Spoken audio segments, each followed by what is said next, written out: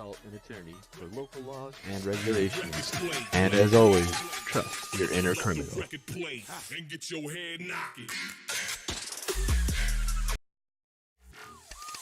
Welcome to ThugCrowd Radio. Please listen to this important disclaimer in its entirety. All participants of this ThugCrowd Radio episode are characters. None of the stories told during these episodes are based on facts, truth, or reality. All works of fiction displayed during this episode that resemble real-life situations are coincidental and are not meant to serve as guides or tutorials to commit any crimes in any country. Please consult an attorney for local laws and regulations. And as always, trust your inner criminal.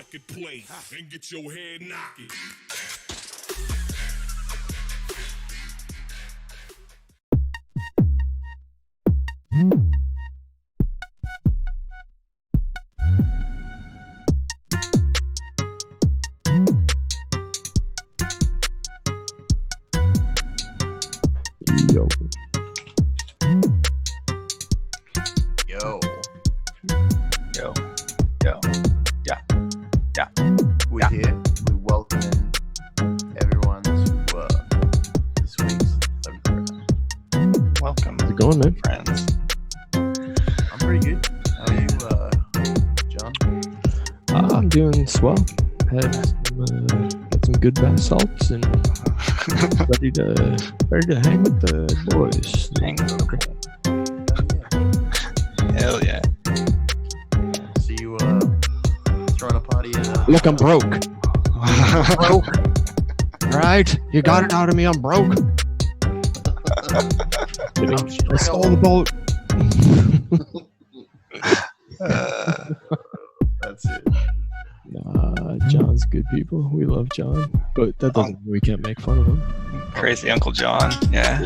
Yeah, he's crazy Uncle John. He can make fun of us all he wants. He's our uncle. He is. Oh, the music's still running, by the way. Yeah, it's all good. We're doing things loose.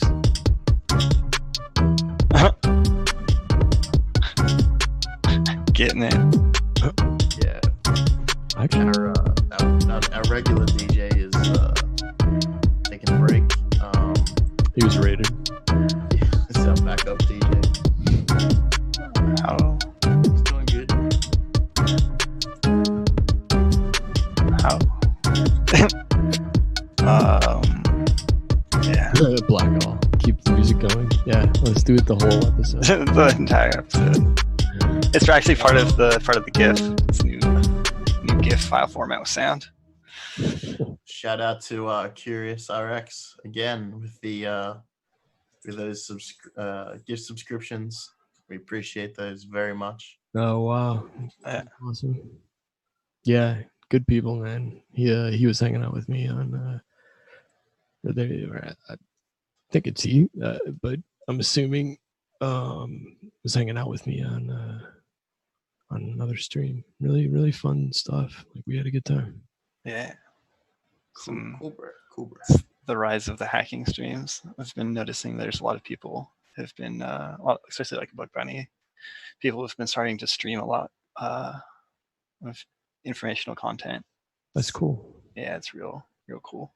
What's real funny is I contacted Twitch a while ago to stream like live stream parts of a con, like a legit con, like not just a fucking meetup, and talks and shit, and they were just like, we don't allow hacking content. How times have changed. That was like at least 4 or 5 years ago. So Yeah. like, oh, you don't allow hacking content, huh? Interesting. I think that for the one I did, they actually had there was a category carved out for it and everything. Yeah. Yeah. Well, it was funny, Whitey Cracker getting banned that time where he wrote Twitch View Booster on Twitch. Oh. I mean, come on. Yeah. Yeah. That's pretty funny though. That's a good way to get banned. I like it. Yeah, that was a fun stream. Sitting there, just That was very funny. how times have changed. projects. What have people been doing? Been working on getting some of this Threatland stuff all organized. I'm going to be putting out a lot of really cool stuff that we just found online, just open source, tossing it out there for people to look at. Some of different fishing kits we found and been able to pull down. Just a lot of interesting stuff, a lot of cred stuffing, like weird things, and a few other things.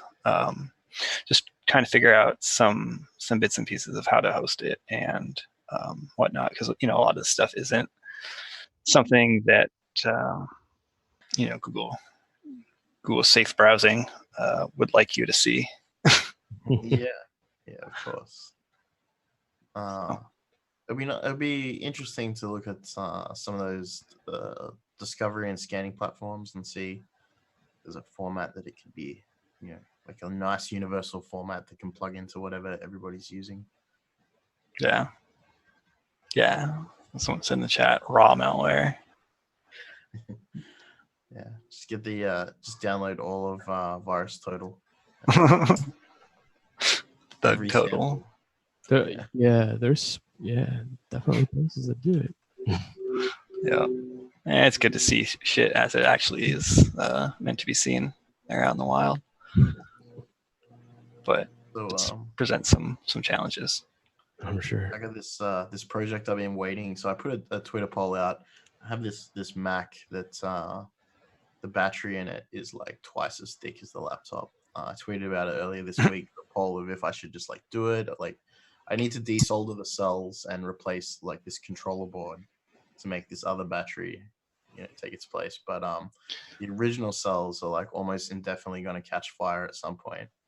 And the Twitter poll told me I should live tweet. I should Twitch it, but it's been raining, so hopefully we'll see some lithium flames. Doesn't rain increase the lithium flames? Sorry? Doesn't rain increase the lithium flame stuff? Yeah, but it's like cold and raining, and I don't want to stand out in the rain with my phone trying to like film a fire. Well, I guess. I mean, that's the real thing. When it stops raining, I'm out there. Nice. Cool. Well, let's get into the news then.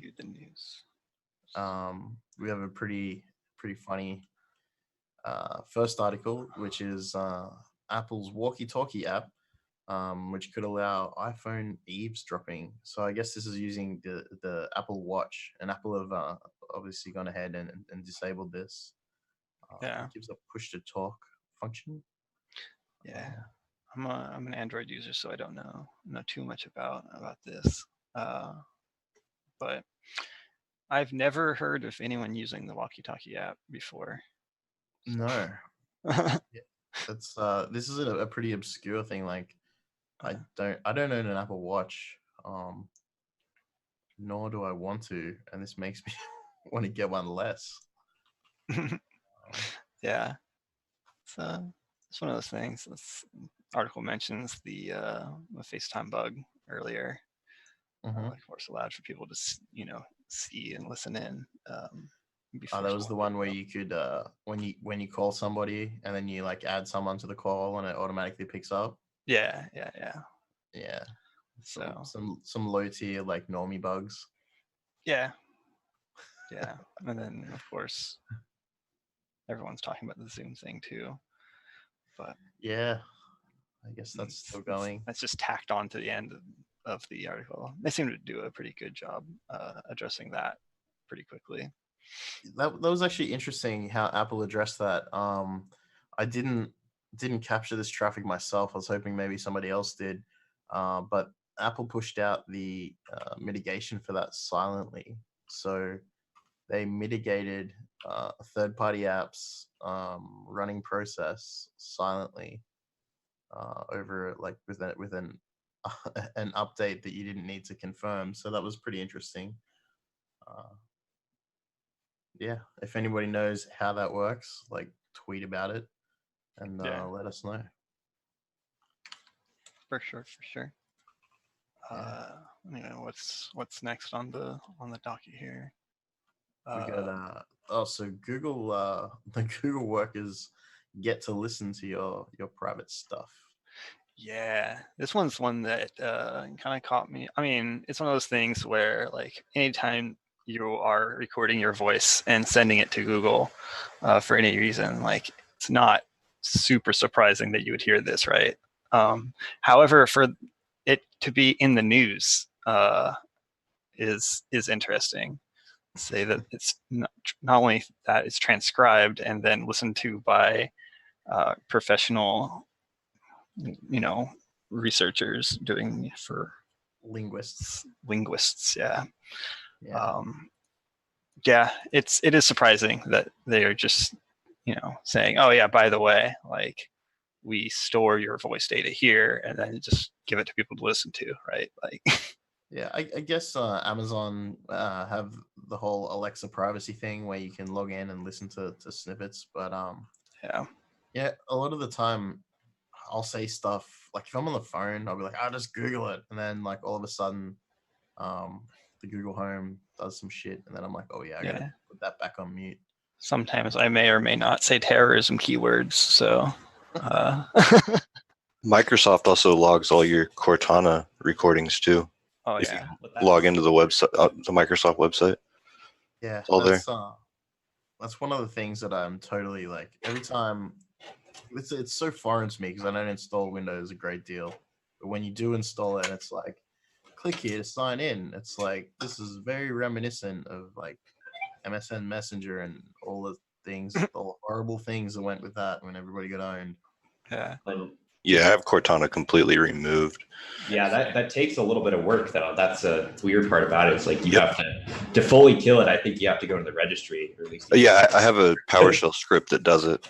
Yeah. It's just So with so this actually came up in a business discussion at a large enterprise that I won't name, about people bringing their laptops into business, like into meetings, and Cortana and also Siri were the concerns. But in the case of Cortana, is there an ISO that you can get that just doesn't have Cortana, like one of the K or N builds? Windows 7. Yeah, it's gonna. But I mean, like there are numerous like PowerShell scripts that'll take all of that kind of stuff out. Well, and I'm sure that you could do it through domain policy of some sort if you really were motivated to do that.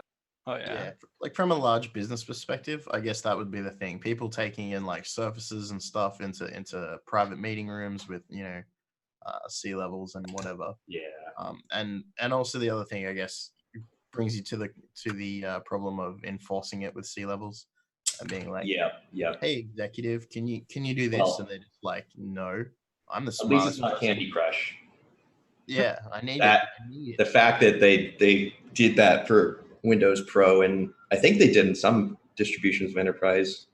Just that's so obnoxious. Oh, like straight on the start menu. Oh, it looks like the stream's down. Is the stream down? No. I don't think so.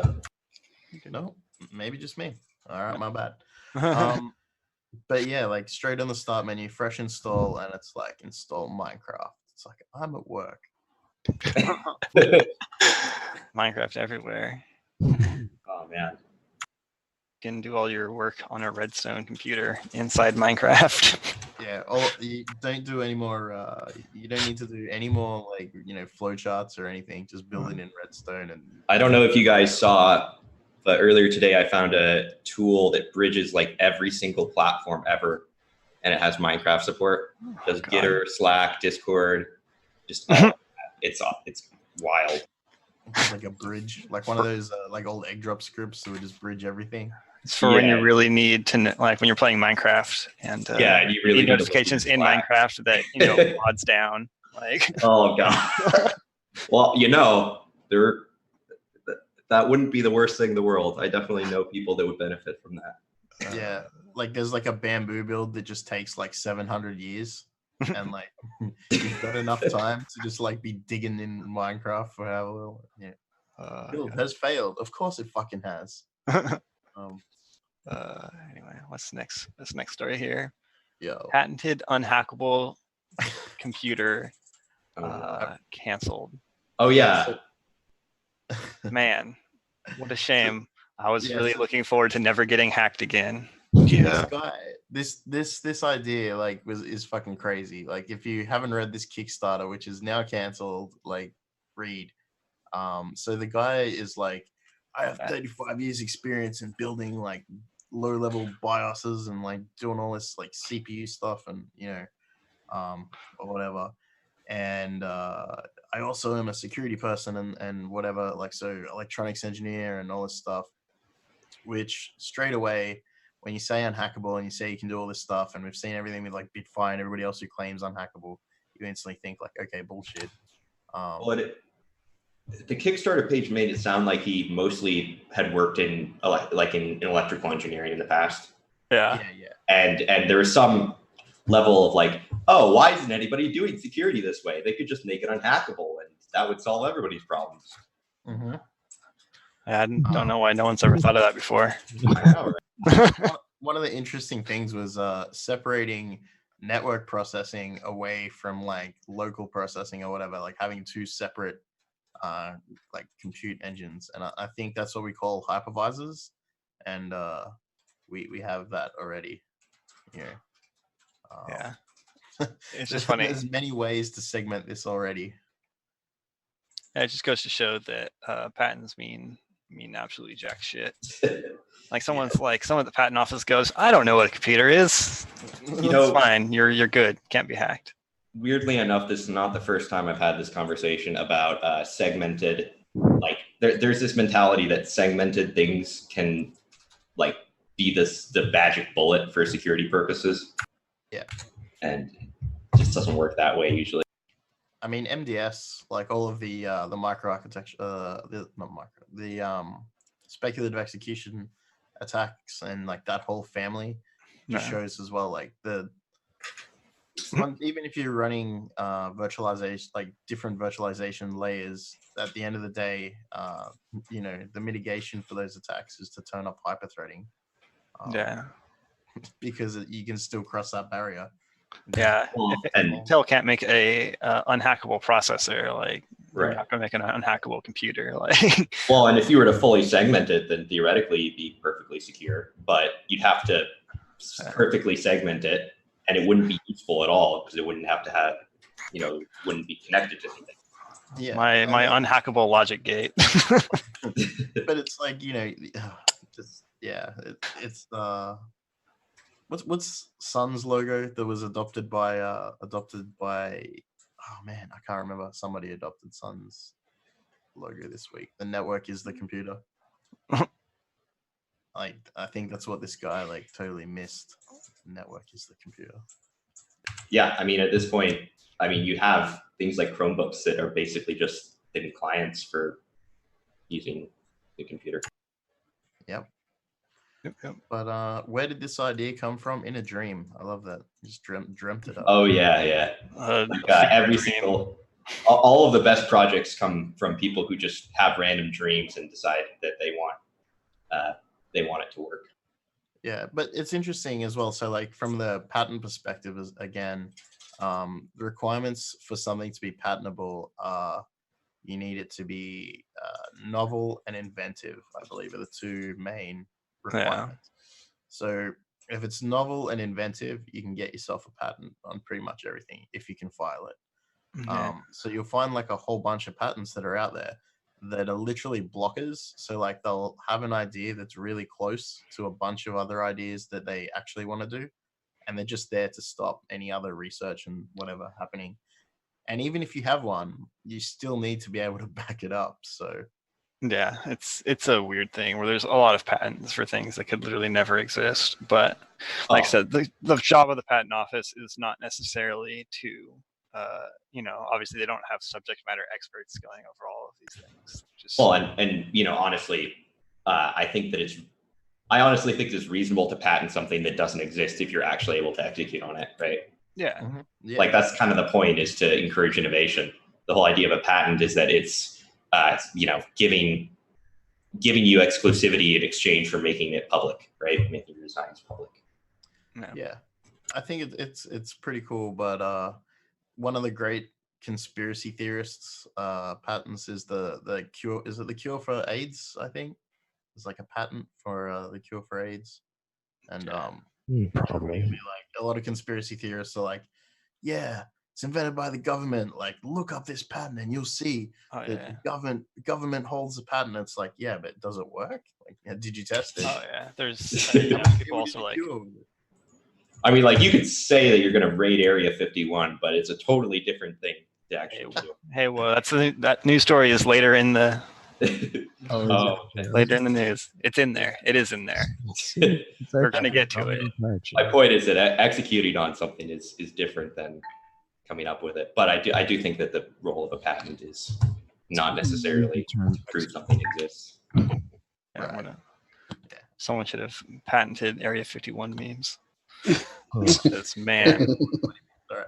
So this one I had it early this morning. I didn't really get a chance to read it, but the FBI releases the master decryption keys for the Gand Crab ransomware, and for multiple versions of it as well. Purposely or what? Yeah. Oh. Yeah. So GandCrab shut down a few months ago, right? Right. I mean, they're just known for kind of losing things. So. Yeah. Oops, slipped and fell onto the internet. But yeah, Well, so that's good. Yeah. A lot of them can decrypt. Decryption keys are out there, so that's interesting. But like to counter that, there's also another news article with the FBI doing cool stuff again coming up later. So we'll get to that one. Yeah. Did they on the GandCrab? I don't know if anybody knows this, but what was the were they actually using the same encryption key for everything, or was it like a master signing key? It appears to be they were using a single key, but then they were changing keys with the versions as well. Yeah. Okay. So yeah, there's a couple of them out there. Yeah, it's always neat when that kind of stuff hits. But yeah, FBI, good old FBI. That was So ransomware as a service is pretty dirty stuff anyway. It's not something that. Yeah. Well, at least they had the capability to decrypt it. I know that there's a lot of ransomware that just won't decrypt ever. Mm-hmm. Yeah, someone sat there for a long time. I mean, I don't know exactly what algorithm they were using, or I guess it's some form of asymmetric curve that they've maybe the FBI figured it out pretty easily, or maybe they captured it from somewhere else. Who knows? Yeah, I think that part of it was, I know that GandCrab published at least one of those keys. Mm-hmm. So I don't know. I mean, I'm wondering, because when they shut down, I think they published one. I was going to say bold business strategy. Yeah, well, they walked away with a lot of money, so it works out. Bold strategy, Cotton. Let's see how that works out for them. Yeah. But I'm wondering if maybe it was either they sent a bunch of other ones to the FBI, or it was more of like a insecure random or something. Yeah, God only knows. Yeah. Anyway, Well, they were just trolling in the end. They're like, haha, we got all the money, have the keys back, who cares? Well, that was definitely it for the last one. I don't know if they released the other versions though. Yeah. Cool. So moving on to the next one, I'm sure that everybody sort of noticed this on July 2nd, that Cloudflare sort of went down, disappeared, and along with a whole bunch of stuff with it. Good old half the internet is Cloudflare.com goes down and Cloudflare goes down.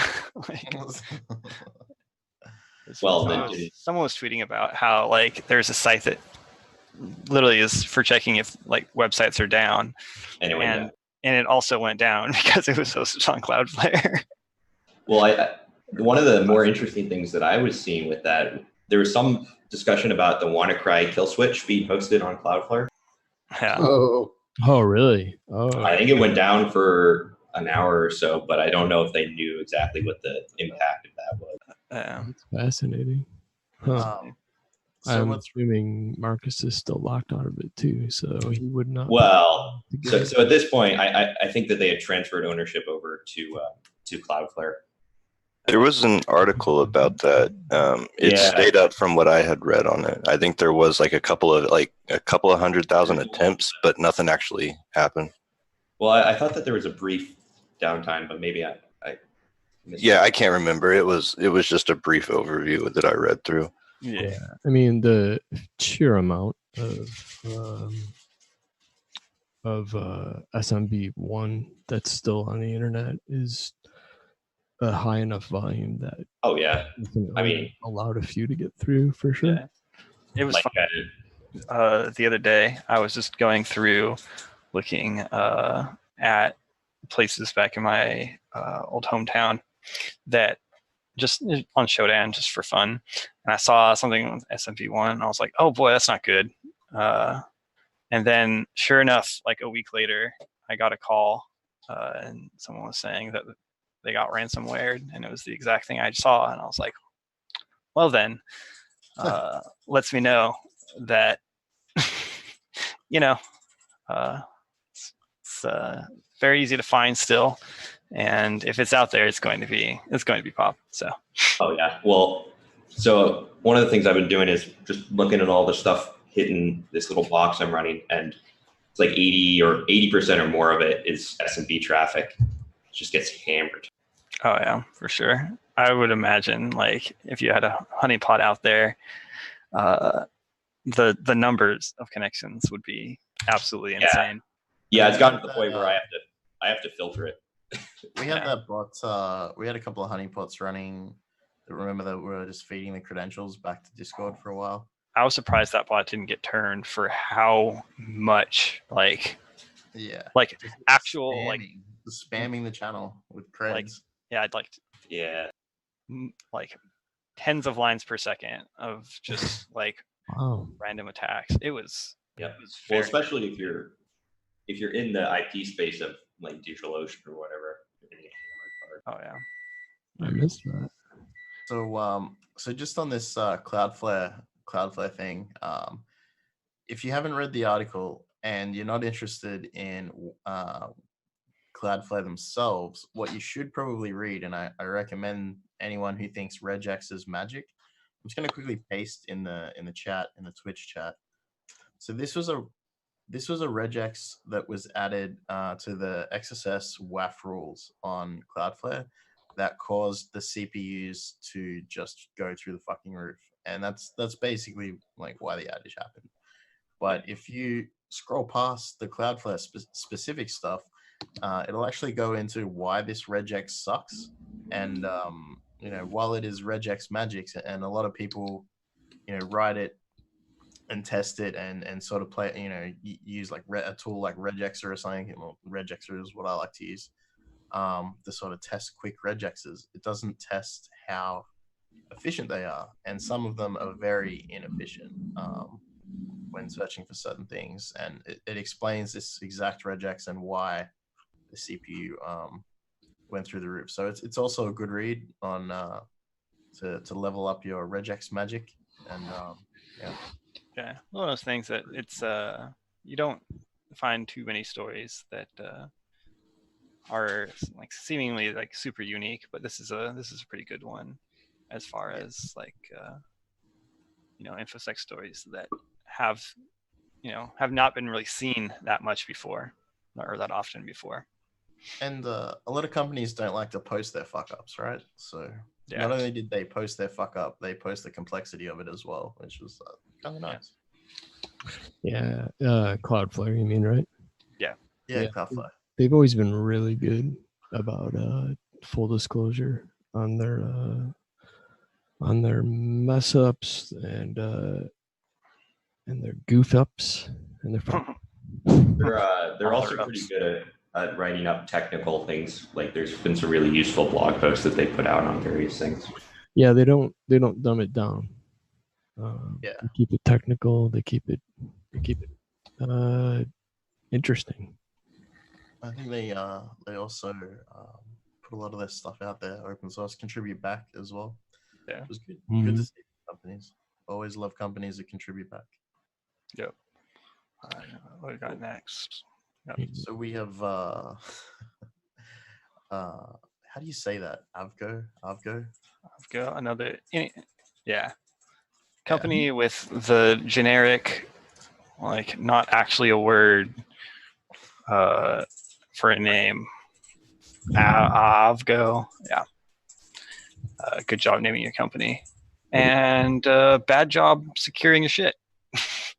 Yeah. So like it's a hotel booking company, which is always great because when you go to a hotel, right, and you've booked online through insert website here, you go there and you got to hand over your credit card and they take your name and then you sign into like the shitty Wi-Fi with your room number and usually your name or something. You just know that like your creds are going everywhere. You're like, oh, great.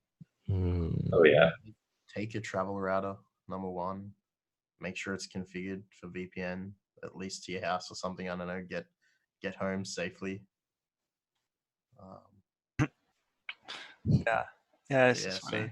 It reminds me of oh god, it was many years back. Someone basically fuzzed their TVs at the Hilton during DEF CON and was able to access other rooms' information, like the booking information of other rooms through the TV. Oh yeah. Yeah, like TV hotels with TVs always have that like weird box that I don't really know what it is on the back. Well, then you have the smart mirrors or whatever. Yeah, right. If you take, I've heard, if you take a ballpoint pen and or even just like just a piece of plastic or anything and stick it in the security covering that covers the cables, it puts enough tension on the screw that you can just kind of easily twist it off. And this would only be used, obviously, to connect your home portable DVD player to play family videos, and not for any other reasons. But not Chromecast, so you could just watch Netflix in the hotel, like, because you got to pay for movies.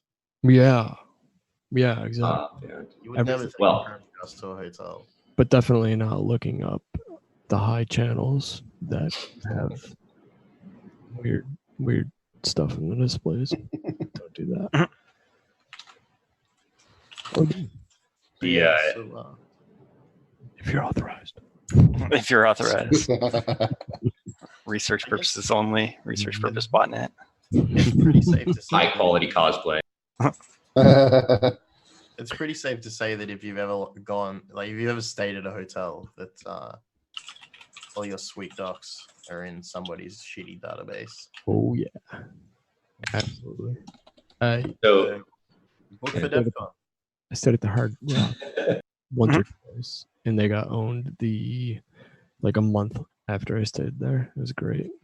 Oh yeah. Like yay.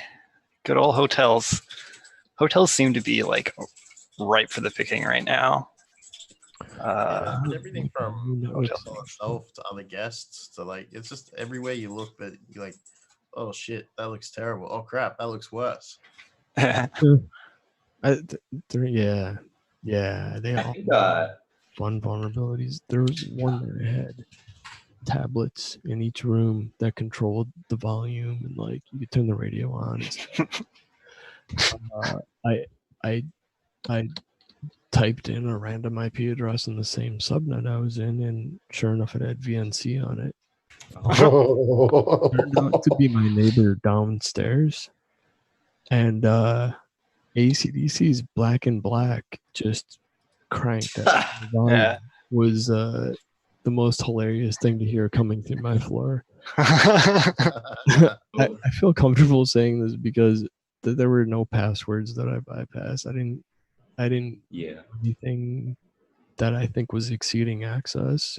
It seemed to be Chromecast. It was research AC/DC.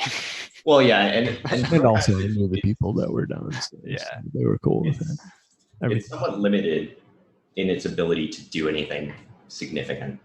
Chromecast. It is right. It didn't harm. There is there's a few things you can get out of it though. I played around with it a little bit. There's obviously the SSIDs of surrounding networks, right? You can get that information out of them. You can get some of that kind of data. Are you talking about the tablets or? No, from Chromecast devices. Like you can use them to scan surrounding Wi-Fi, which can give some like geo IP stuff. Oh, that's fun. You can also so they can do this live streaming. Part of that is they reach out to a third party, like they reach out to an arbitrary URL. So you can do some of that as well. But they're mostly just fun. Yeah, fun's what it's all about. Got next here. Sprint account breaches via Samsung. Yeah. So Sprint lost a whole bunch of customer data through Samsung.com. Yay.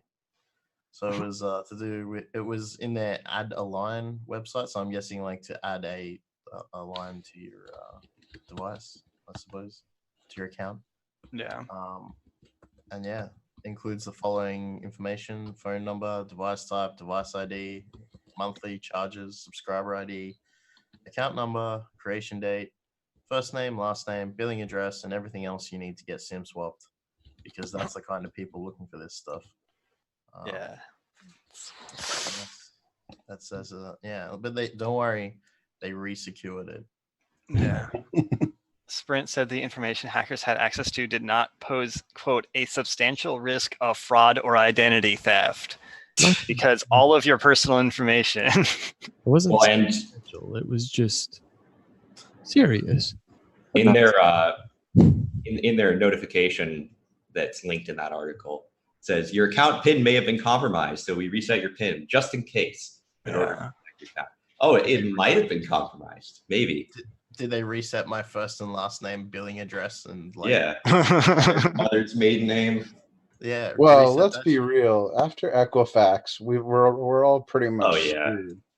Yeah, it's just like a random chance roulette game. Yeah, it's like right after Equifax happened, I'm like, remember everybody, make sure to change your mother's maiden name and your social security number every 90 days. Yeah, the same thing. It's with the same with biometrics, like right. You got to like change your face every 90 days. Like, that's Yeah. cool. Well, and Nick Cage and Face Off. There's some interesting research in biometrics. Recently, there was some article about using the generative AI to make fingerprints that match a bunch of different things. Yeah. It's crazy. Yeah, I know that like at least the Apple facial recognition stuff, the Face ID, and the finger ID as well. With that's iterative every time you use it, so it's learning your face like constantly, like it's getting better. Yeah. But from a consumer standpoint, that level of security that they've built this model that is the Face ID only unwraps the PIN code from that's stored in like a separate chip, and that's to a consumer. None of that matters because this other phone has Face ID too, right? Like this like Chinese knockoff. It's got a fingerprint scanner. Surely it's the same thing. Yeah. It's I not. see. I see. Well, and ZLZ has joined our chat here. What's up, ZLZ? Hey, what's up? So, Yo. did you want to talk a bit about your most recent blog post? Oh yeah, it's pretty interesting. So I found like a cross-site scripting vulnerability in like an internal Tesla system, and what basically happened was like when I first got the car, like I was playing around with it, and I was messing with like the name your car function. So like you can like give it like a pet name, basically. Like people give it like really silly things, but I left it as like a blind cross-site scripting payload, and I just forgot about it.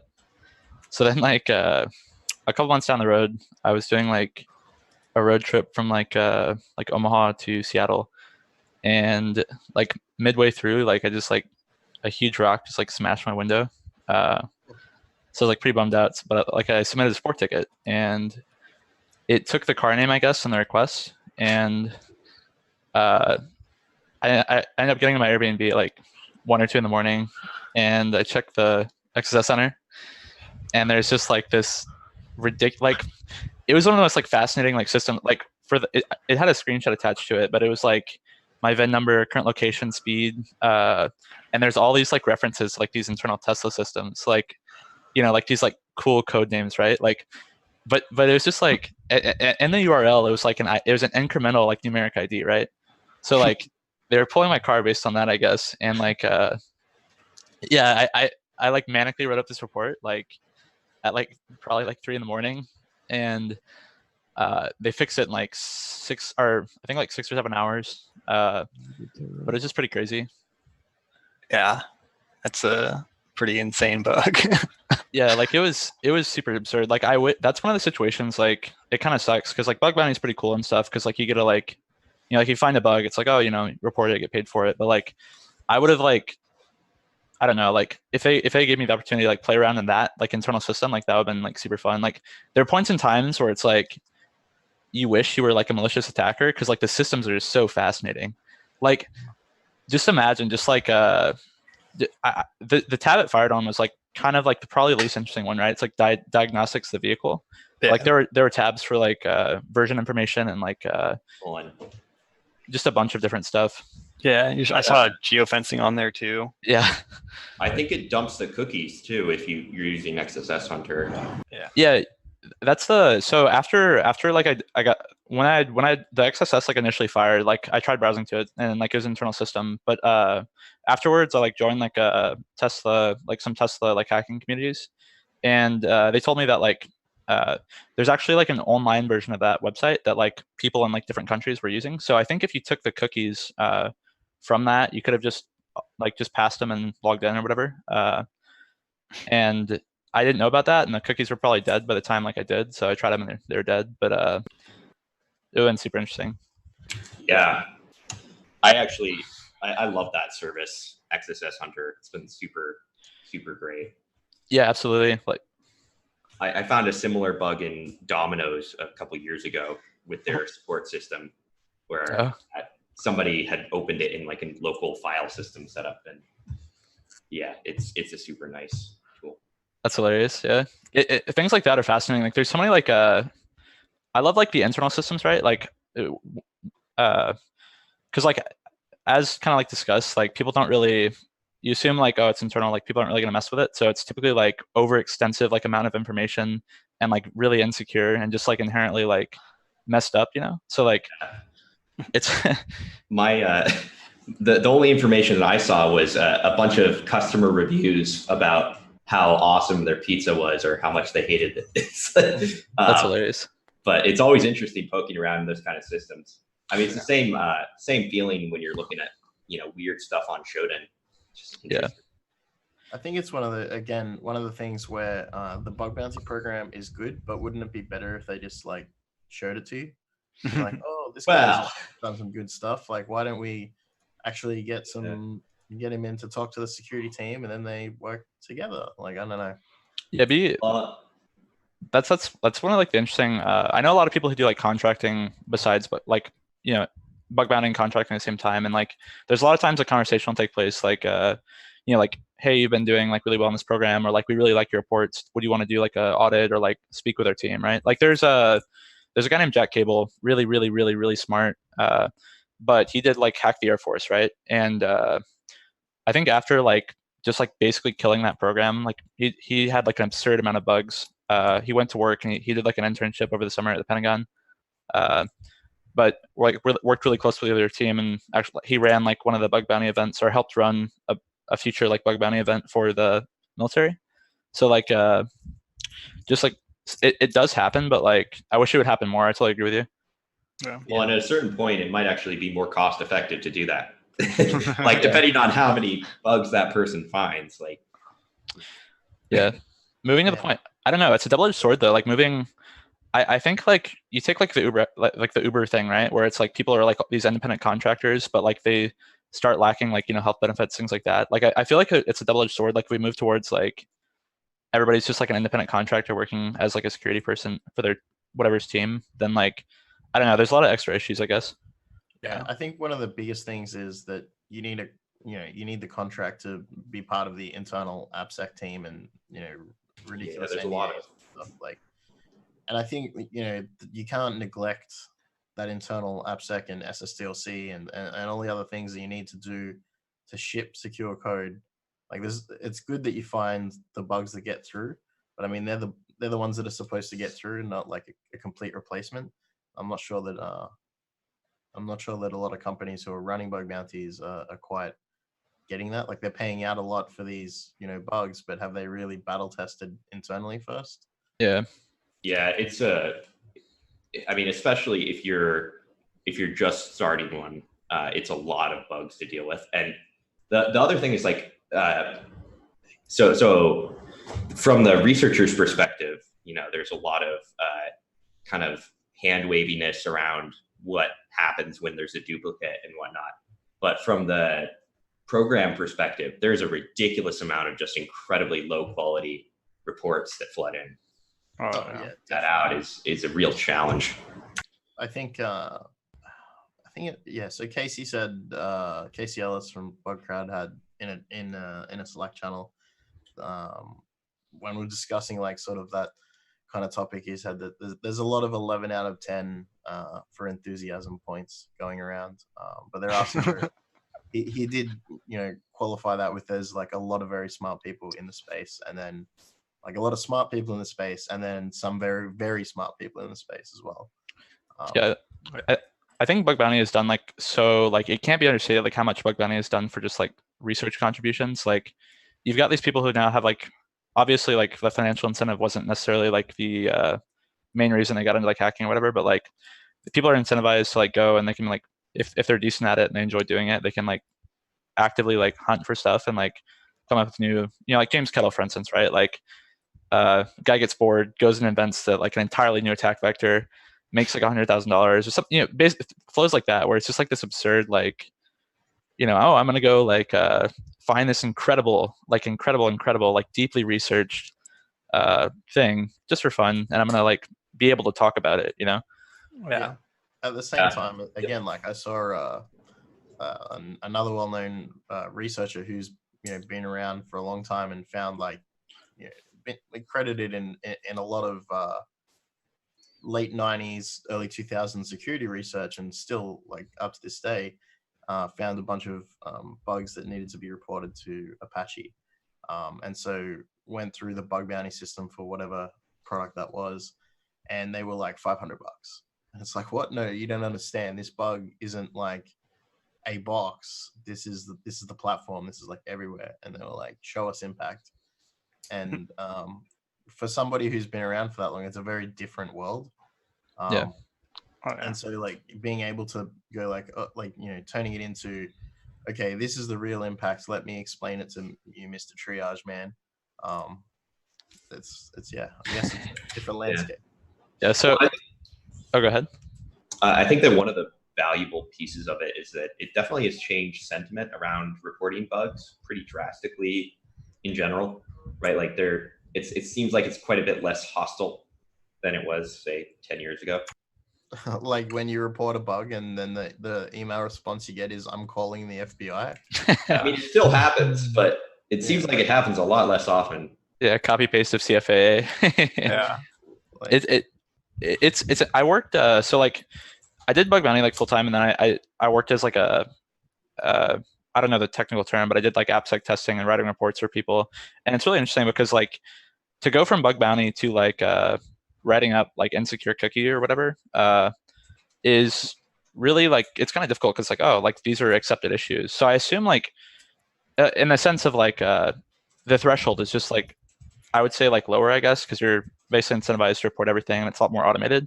But like I can see like with what I wanted to say, I guess, is like with all the people, like all the variants of people who have worked in like application security or whatever, maybe you're like a hacker from the 90s who got like thrown in jail for like hacking NASA or something,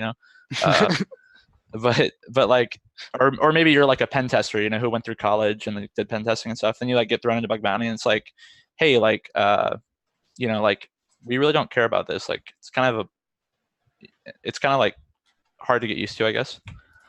Yeah, well, there's always the aspect of business priorities, right? Like, if you don't flag all your cookies as HTTP only, that might be a risk, but it probably isn't for most of the cookies that most websites have. You know, if you're not putting Google Analytics cookies in HTTP only or whatever. So we should probably rush through the last. We're almost at the halfway mark. So let's get through the rest of these news articles.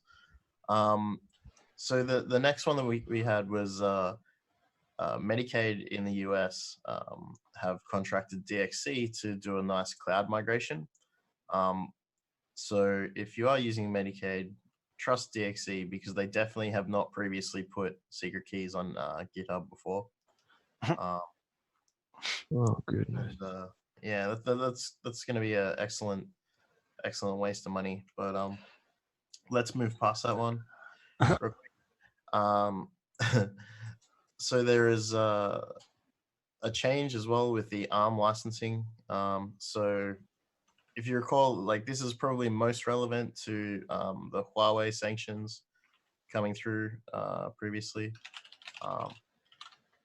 So yeah, so other options being Risk now as well. So moving through that one super quickly. Yeah. But yeah, so it's good to see that because the like when it comes to microcontrol, when it comes to embedded devices like phones and stuff, like ARM is basically winning that market. You know, everything is ARM, so it's going to be interesting to see what that does to the landscape. Now here's a good story about EU's GPS satellites have been down for 4 days in mysterious outage. Mysterious. Great. What a great title. GPS is so interesting, not just for like positioning, but for things like time and like synchronizing time. For example, for your mobile networks, for your 2FA being synced to NTP, and other important things like that. Yeah. Does GPS actually have any? It interacts with NTP. I wasn't aware of that. Yeah. Depending on what system it does. Yeah. So like within mobile networks and stuff, like cellular networks, it uses GPS time. Yeah. GPS. Like the thing with GPS, right, is that it literally relies on very, very, very exact timing in order to. That's a good point. Yeah. So yeah, that's a good. It's a pretty key part of the system is the time. So one of the documented attack vectors that I don't know if this has ever been pulled off, but it's some slides that I've read previously were military GPS, which is not the same as civilian GPS. It's not what you use in your car or whatever. It's I believe it's signed and a bunch of other stuff. I'm not right up on the spec, but it was hijacked in order to change the time to do 2FA like OTP, like TOTP replay attacks. So a TOTP would be captured in the past, and then the clocks would be synchronized to the time when it was captured, so that window would be the same and reused. It's crazy. Yeah, and that was some really crazy stuff. So 4 days without an explanation, that's some pretty serious shit. At the end, they tacked on. They blamed it on a technical incident related to its ground infrastructure. Yeah. It actually looks like more of them are down than when that article came out. The article says 20. No, actually, no, never mind. Yeah. It says the search and rescue agency said search and rescue feature used for locating and helping people in distress situations, for example, at sea or mountains, remained operational during the outage, which impact only navigational and satellite-based timing services. But interestingly enough, reported across Israel, Iran, Iraq, and Syria, not anywhere you'd think they might need GPS. I don't know. No, it's Yeah. So I don't know. It would be more interesting if it had affected drones. I mean, that would be Well, it definitely does affect drones. I mean, well, not military drones. It's a separate system. Yeah, I think it was a pretty specific purpose, like research stuff. That's what it seemed like they were saying. well, yeah, I would agree, but don't the military drones rely on GPS? I mean, Yeah, but they're using different versions. Yeah, it's a different, I think, network. This wasn't. I don't think this was anything like super like military, like anything related to military or like mission critical stuff. But I think, like, if you're a civilian in the area and you you had a GPS thing for an emergency, which is what this was for. Yeah, that would, if you needed it at that time and it's unavailable, then why do you have it? That would really suck. Yeah. So back to the FBI. Back to the FBI. After we praised the FBI for publishing some, ransomware, some malware keys, ransomware keys, they also plan to add some more social media surveillance. Surprise! To gather IDs, emails, IP addresses, and telephone numbers using a new social media tool. Thanks, guys. Yep. I, for one, am glad that we're being kept safe by like 15 layers of redundant surveillance. No, this is one of those things where it's like, man, like it almost blew my mind to like see this as a news story, right? Because it's like we're listening. It's like we are continuing listening. I mean, not exactly a surprise. Yeah, like enabled, based on location, persistent keyword monitoring, and personal like social media history. So you watch a video, blah blah blah. But it does mention persons of interest. But we all know that a person of interest is a very loose term, and you could be a person of interest right now. Yeah, you're a person of interest if you know someone who knows someone who knows someone who has committed a crime. So, yeah. I think wasn't there an article a while back that if you use Tor in any way, you're automatically considered a person of interest. Yeah, there's a lot of literally just using it is enough. Yep. Yeah. And I mean, Tor has all kinds of legitimate purposes, which absolutely any crypto anarchist or any wannabe crypto anarchist will talk about for hours. But in the short 10 seconds that we'll talk about it, like people who can't access certain content because it's it's restricted by their government, it's restricted by whatever. There's plenty of legitimate reasons, blah blah blah. Oh yeah. Yet you're a person of interest. Enjoy. Also, anyone who watched Unfriended 2 Dark Web is also a person of interest. Dark Web, shout out. Worst movie we've ever thought might be good.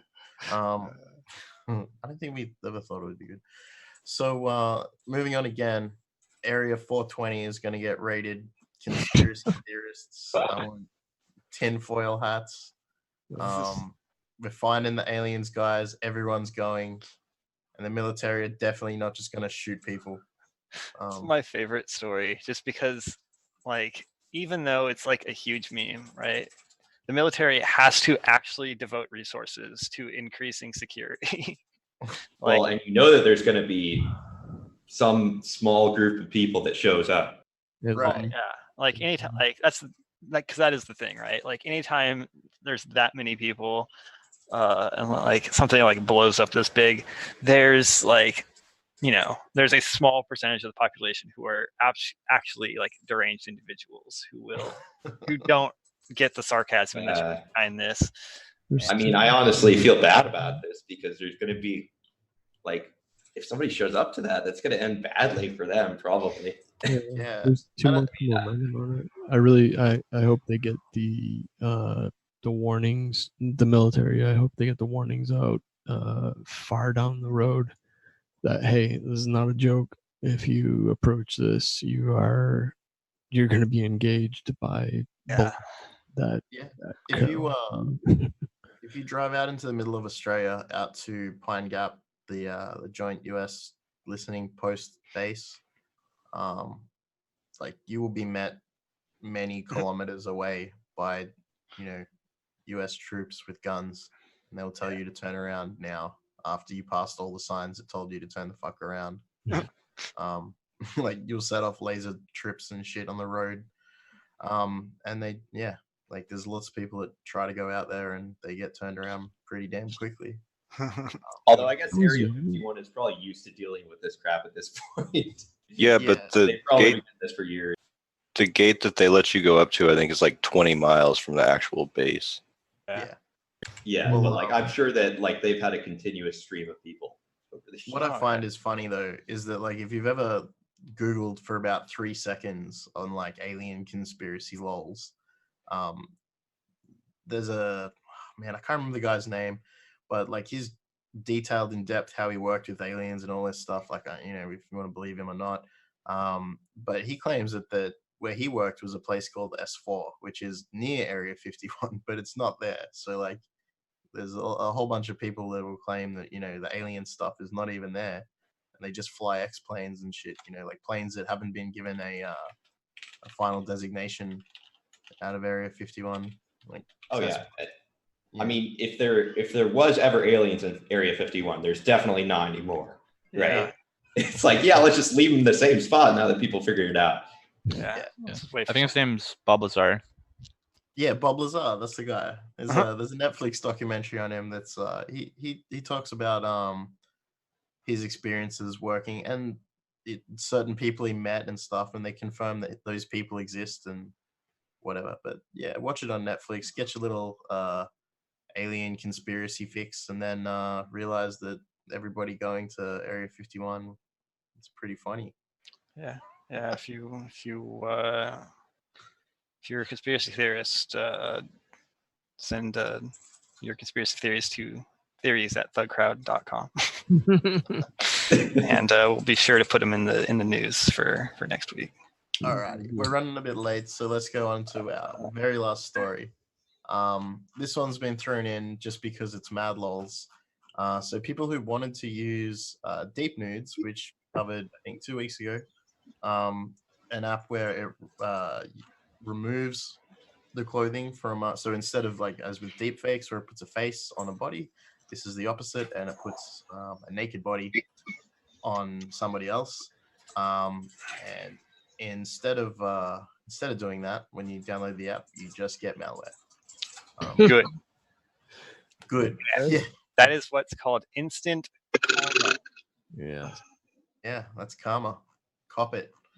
So yeah. So anyway, I'm not condoning that the people behind it are making money off this or any of that, but I am condoning that people don't use Deep Nudes. So. How are they making money off of it? Well, the fact that the developer took it off the store is probably a good indication you shouldn't be using it. Yeah. I think they were straight up just charging for the app that was distributing the malware. Oh, that's funny. Yeah, so people double whammy. I mean, terrible. Can't believe Well, funny. I'm gonna laugh. Anyway, I think cool. Should probably take a short break here. Get up, stretch, drink move some your legs, water. so you don't get deep vein thrombosis, and we'll be back in a few minutes.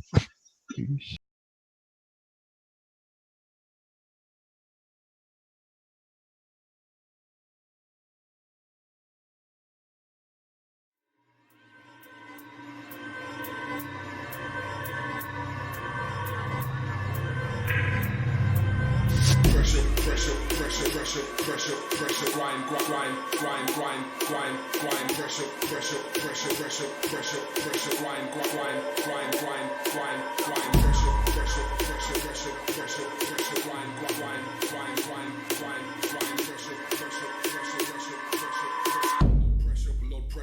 pressure, grind, blood pressure rising, teeth start grinding, attempting to counter 10, can't keep timing, starts to screw. Now no hiding, sweat running down my brow, almost blinding. Part of me was reasoning, now can't find him. Can't control body now, walls I'm climbing. All I know is I'm gonna blow, don't wanna if that. Let's just get out my face, I'm about to react.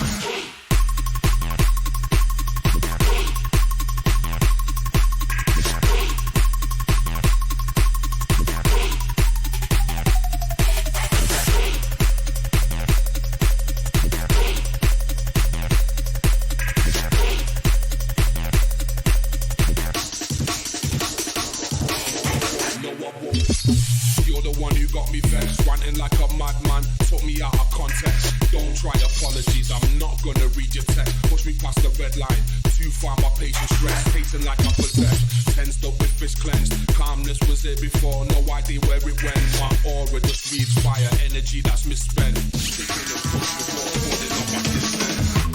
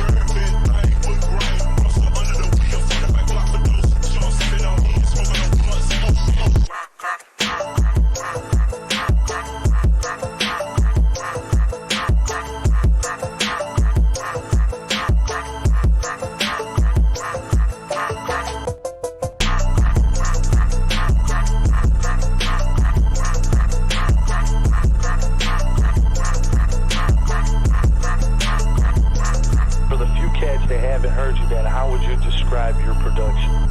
Street. You looking for that real street shit? That's what it is. That's what I got. That real street shit. Ready for anything, rolling around town, swerving in a suburban thing with grain. Rustle under the wheel, 45 blocks of people to see you hoes in hell. Down low, down deep. Ready for anything, rolling around town, swerving in a suburban thing with grain. Rustle under the wheel, 45 blocks of blue. Sean spit on heat, smoking on blunts. Down low, down deep. Ready for anything, rolling around town, swerving in a suburban thing with grain. Rustle under the wheel, 45 blocks of blue. Sean spit on heat, smoking on blunts.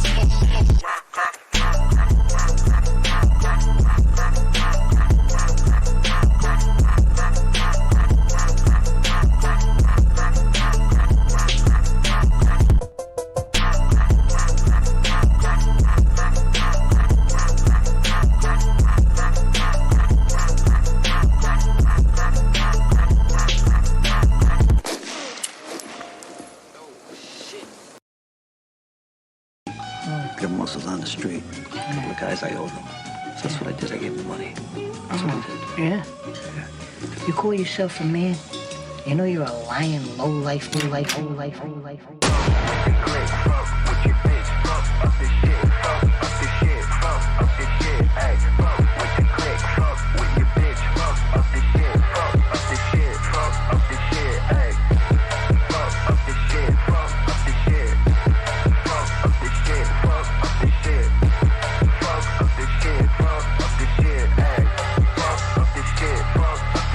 Every day I wake up, crack a dawn and I'm yawning. I'm out here baking and breaking underneath fucker that's showing. My vice is breaking the law. And said to say I hit them all. And you bitch, you know the kid rock like I'm on some ball with the ball. And come ride with the vigilantes or is you pansies? I'm the illest kid you can't see. None of y'all my fans, bitch. We are family. Crucifix on the palm is just another hand to me. Addicted to what's damaging. With the click, fuck with your bitch, fuck up the shit, fuck up the shit, fuck up the shit, ay. With the click, fuck with your bitch, fuck up the shit, fuck up the shit, fuck up the shit, I ay. don't care how you bragging, I'm out here stacking, attacking. I'm about to break out my brackets and show what's up to these has-beens. Slow down the beat like Aladdin, got nice like 21 Savage. You got the sticks, this ain't Madden, so boy stop playing, you average. If you know how the fuck we rockin', you'll get on before we start poppin'. I hit a flow, switch that feel like drop kicks. I hit up, yo, bitch, you gon' get drop pics, so boy just stop it.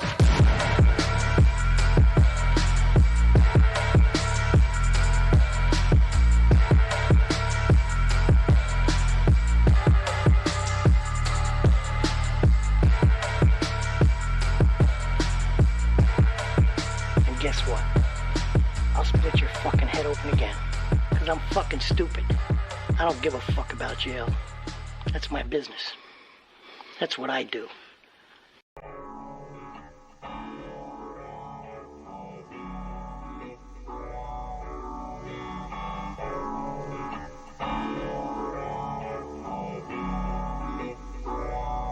Sitting on the hood of my Civic thing, inhaling the blunt, hearing gunshots ringing out. Just another gun, it's the same thing, different day, same shit. I'm cheaping. Hey, I feel sorry for motherfuckers trying to get up in my.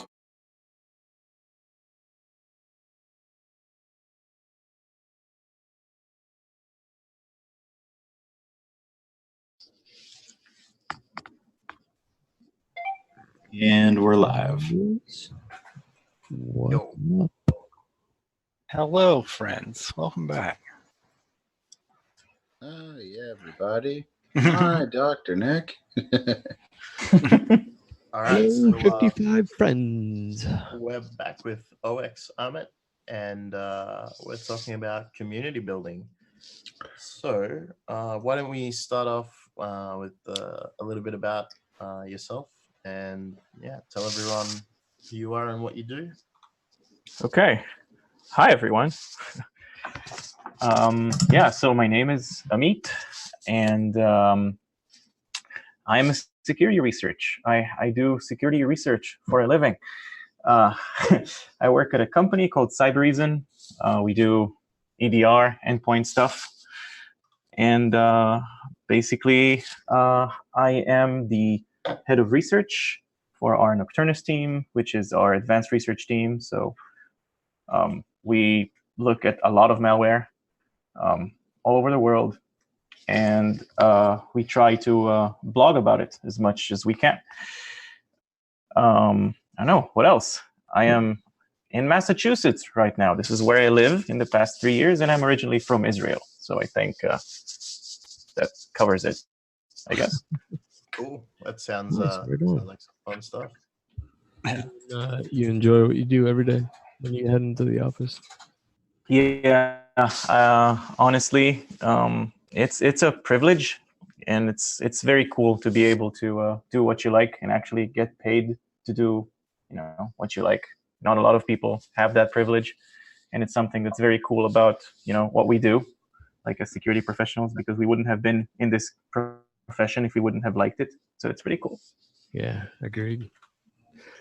What kind of got you interested in it in the first place? In security? Yeah. What was your origin story? I think that when I was in elementary school, what was I, like 12, I think. I was like, we were a bunch of nerds, and I had a really nerdy friend, super nerdy, the nerdiest. And he was a year older than I am. And he convinced me to install FreeBSD on my machine when I was 12. Wow. Yeah. Yeah. It's weird, right? Yeah, FreeBSD, I gotta say, yeah.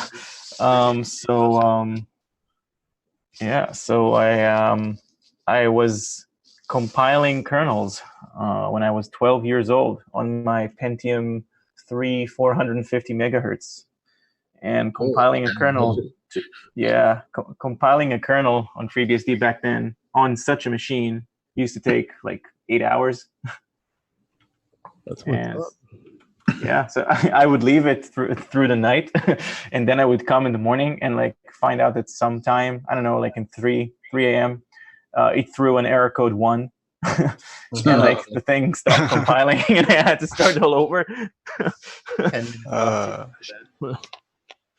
So that's what got me into it. That frustrating experience convinced you to stay. Yeah, and then later, I studied computer science in high school, which I didn't graduate, by the way. And in Israel, we have to go to the military for 3 years when we were 18. So I was actually tracked by this super secret hush-hush government unit thing, and I was accepted to serve there, and I ended up being there for 9 years. Damn. Yeah. That's pretty sweet. They singled you out, picked you out, like you can buy nation state actor, yo. So we're talking pretty large right now. Then. Allegedly. Everything here is according to foreign publications. Is that what it's called? This is what we say in Israel, because like if there's like let's say in the news there's a report that like something happened, right? And it's like so secret that the government won't admit it or anything, but like foreign press will cover it, so the news will always say according to foreign publications. Wow. Yeah, it's sort of a. So is interesting going from working for a nation state to now like tracking nation state actors? It's quite a mind fuck. Like I won't lie. My first run in with like a full blown nation state thing from the defending side was a couple of months after I joined Cybereason, and we were, watching one of our customers like get annihilated back then. It was like 4.5 years ago. And my friends and I, and like a lot of my coworkers worked with me in the government. Like that's where we know each other, and that's why I ended up in Cybereason. So we were looking at the whole attack and was like, holy shit, that's that looks like weirdly familiar. Christopher.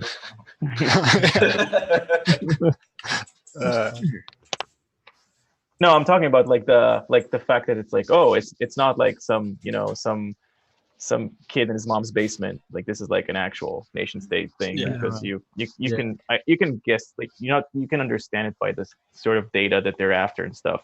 Yeah, So, you know like, how to differentiate between. Yeah, exactly. Yeah.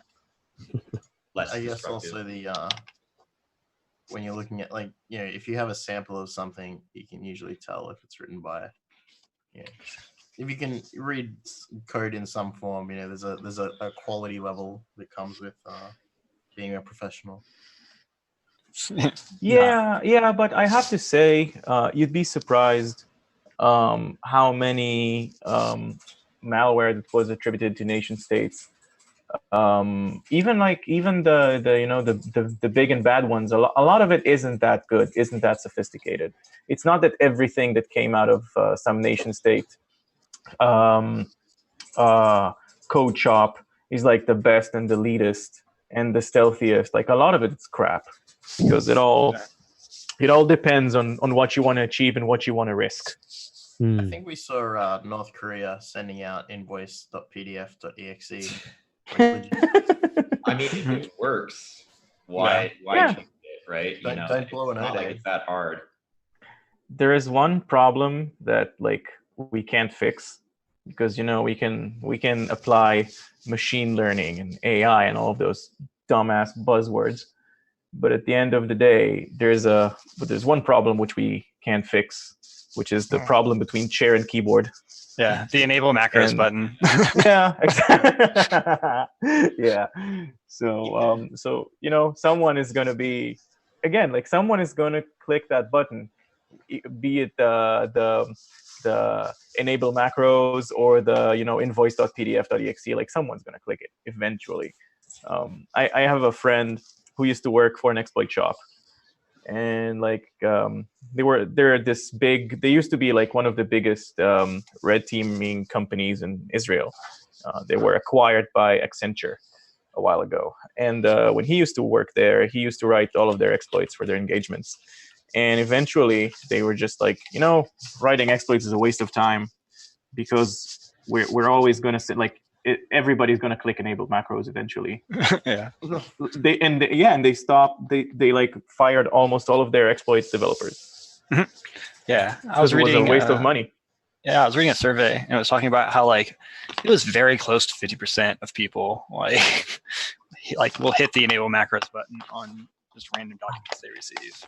Like 50%. Yeah, it was. I was surprised. I forget where it came from, but yeah, I would say it was like 45. Like effectiveness rate for this one survey. It's like that's scary. That's got segment privilege. Yeah, but, I mean that is the world we live in. Do you want to talk just quickly about your Operation Soft Cell? That's that's hot off the press. Yeah. There's actually one thing I want to say about the whole thing before I start, and because so first let's put everything into frame. So Operation Soft Cell is something that myself and my coworkers have been working on for the past almost a year. Like it's anywhere something between 9 months to a year, sort of our research baby, and we've had one of our customers, who's a telecommunication company, and one of their operations is a cellular service provider. They started to notice a bunch of abnormalities there. They called us in. We deployed our product. We started going over the data, and we saw that they're actually being hacked. And when we looked into the whole thing, we understood that this is actually a nation state attacking them, because of the not only the TTPs, but the data that was extracted. The data that was extracted is what's called CDR, call detail record, which is basically all the metadata that your phone sends to the network and vice versa. So which numbers you called, which numbers called you, who texted you, who did you text, sometimes in some cases, which IP addresses did you send any packets to, and most importantly, which cell towers was your phone connected to. Yikes. Yep. So when nation states want to basically do hacking without hacking, what they do is they'll target the cellular providers and steal that information, because that allows them to go after. And I've heard you use that term a few minutes ago when you were talking before I went on. If you're a person of interest. So if you're a person of interest, I don't necessarily want to hack into your phone actively, because what if you're a security guy? What if you're very paranoid? What if you go to DEF CON and you have a burner phone? Yeah, don't get me started.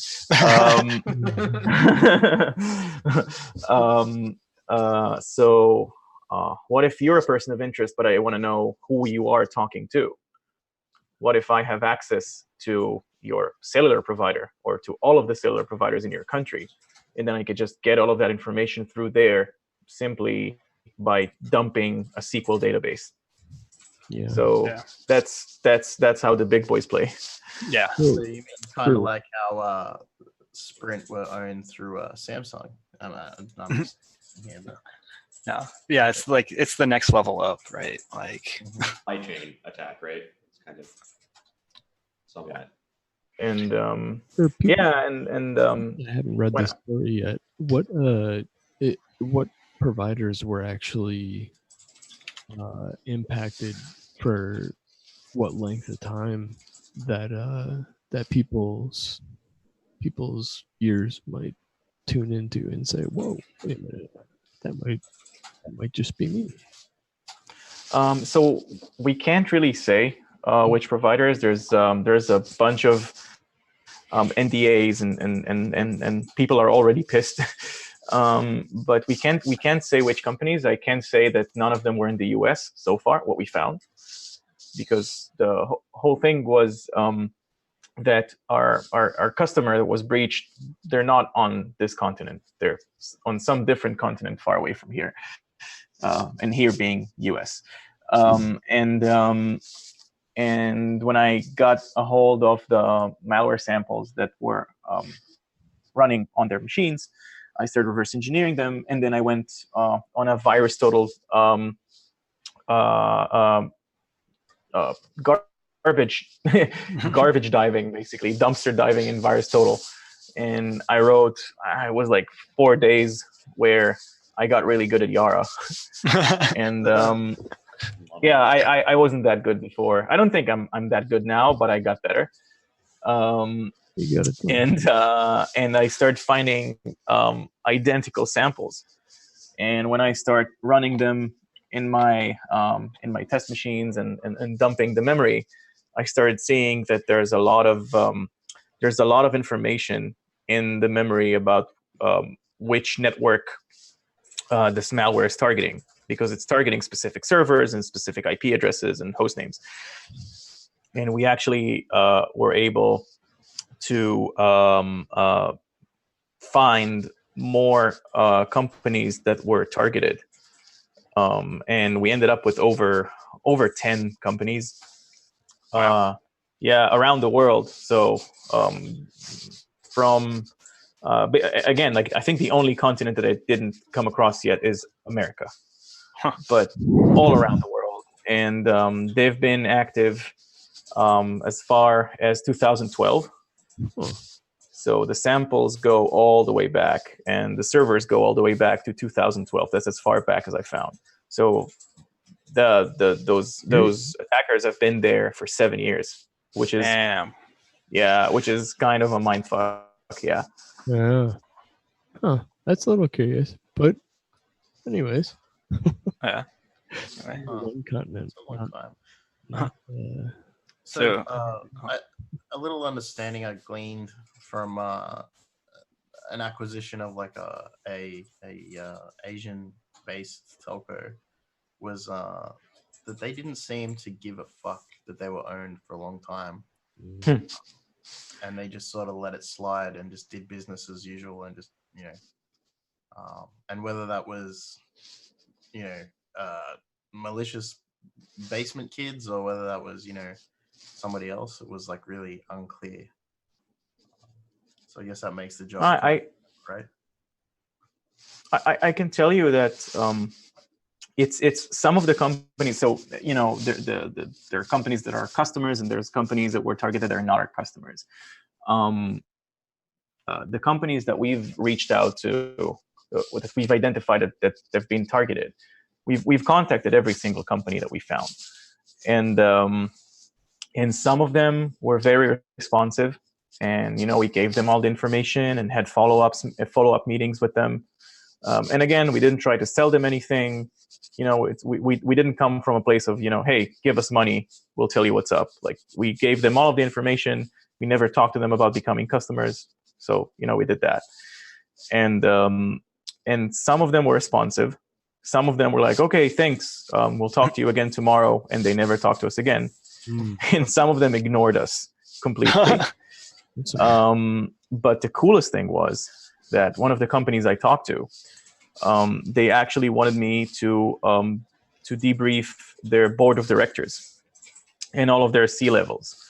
And as I said, everything is in a different continent. I'm in Massachusetts, so I'm on East Coast time, and I had to wake up at 4 a.m, like to be up on a Zoom meeting at 4 a.m, when my wife is asleep in the other room. So I had to whisper, and I have this whole PowerPoint with what we saw, what we identified, what they should do, recommendations, anything. And then some guy who was there, I think he was their CIO, started freaking out and literally scream at me. Like, just scream, like go out screaming at me. And again, like, I can't scream back. It's 4 a.m. Like, my wife is asleep and I'm like whispering. He's like, and because they asked me, who do I think is behind this? And I said, well, judging by what we're looking at, by the TTPs, by the malware itself, by where the servers are located, by the tools that were used, by everything, we believe that this is a Chinese nation-state actor. And then the guy loses his mind. And he goes, you cannot say that it's a nation-state actor. And he just and it was very hard to understand because he was screaming. And I'm like, I let him calm down. And I'm like, I'm sorry. Like, you asked me a question, I gave you an answer. Like, I'm a man of science. You asked me a question, this is my answer. And then he says, well, if this is a nation state sponsored attack, then our cyber insurance won't cover it because it is an act of war. So this is why those companies often don't do anything. Acknowledging it as a real thing brings risk and liability onto that company, depending on who their customers are and what legislation they're under, for sure. That's why medical facilities are usually so hostile towards researchers, is because they have HIPAA and goodness. Yeah, and just the PSA. I'll say it every time I can, but just be really careful about medical stuff and medical testing. Not when they will come after you with a vengeance. Yeah, they don't like hearing bad news. Yeah, they don't like hearing bad news. They don't want you poking at them. But that's why. It's because if they acknowledge that something happened, then they are probably liable for HIPAA. Yeah. Right. Yeah, there's so much politics in those. Like that's what I've learned after SoftCell. There is so much politics and so much, it's giant corporations with a lot of money and board of directors and stocks and every single thing. It's just like, okay, yeah, let's cover our eyes and our mouths and our ears and let's just pretend that everything's cool.